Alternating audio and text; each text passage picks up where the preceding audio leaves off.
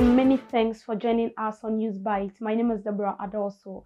Coming up, Afenyo Markins dismisses calls for ECG boss dissolution.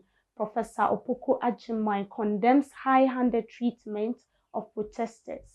National Petroleum Authority cautions drivers to avoid refueling vehicles with passengers on board. The board chairman of the Electricity Company of Ghana, Alexander Afenyo Markins, has dismissed recent calls for the boss dissolution as unjustified and misplaced. These calls from the Africa Center for Energy Policy, ACEP, are based on allegations of mismanagement and escalating financial losses, which reportedly increased from 295 million in 2017 to 9.7 billion in 2022.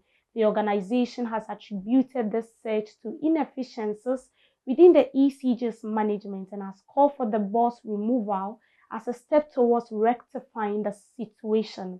However, during the appointment of David Asamoah as the acting manager director of ECG, Afenyo Markins responded by stating dissolving the board is not a solution to the company's challenges.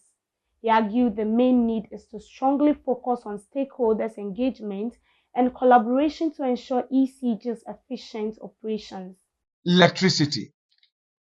A politician can talk politics somewhere. I'm not here to answer or respond to a minority comment.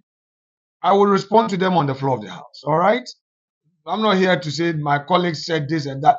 Don't premise it on, raise an issue. The board is new. There's a new board. There's a new board. There's a new board. Yes, maybe he's not had the benefit of the mandate of the board and the tenure of the board. There's a new board.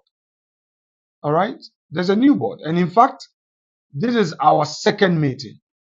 Or let me say, essentially, this is the first meeting of the board. This emergency meeting was the first meeting of the board. When we were sworn in, it was a familiarization. All right? This is the first meeting of the board. So I think that that's a misplaced position taken by him. However, I accept the fact that we must place our shoulders to the wheel for reforms. I mean, from outside and coming in. I think that ECG can be very efficient if we subject ourselves to reforms. And reform would involve engaging all stakeholders internally and communicating these to the external stakeholders. So it's an all-inclusive matter. And I don't want this blame game approach that we are blaming the public and the public is also blaming us. Because at the end of the day, the board has a mandate and there's a management with a mandate to deliver. So you cannot say that, oh, things are going bad. If things are going bad, what are you doing about it? All right. So he will be right in calling for reforms, which I support. And that's why in my earlier submission, I stated that certain steps have been put in place, certain steps are in the way, and management will address the media from time to time. But the public be assured that every effort will be made to ensure uninterrupted supply of power. Moving on, the running mate of the National Democratic Congress, Professor Naana Opoku Condemns, has expressed deep concern over the high-handed treatment meted to peaceful protesters of the recent 3-day demonstration in Accra. She said the report of manhandling, starvation, and denial of access to family and legal counsel by the police, as well as the subsequent remand of the protesters, including a pregnant lady, by an Accra Circuit Court, were alarming. Professor Opoku Condemns says she expected the authorities to redirect their clampdown on the protesters towards a genuine fight against illegal mining and its harmful effects on water bodies and the implication on food security. She urged the government to desist from suppressing the right of Ghanaians to protest, especially as protests were fundamental to human rights, whilst demanding the release of those in custody.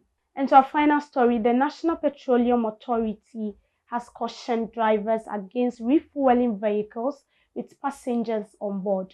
The authority says such a practice endangered lives of passengers as they are exposed to harmful chemicals. Speaking at the National Petroleum Authority Central Regional Sensitization Deba in Cape Coast, the Central Regional Manager of National Petroleum Authority, Mr. Michael Opoku said one of the primary risks associated with refueling is the inhalation of toxic fumes.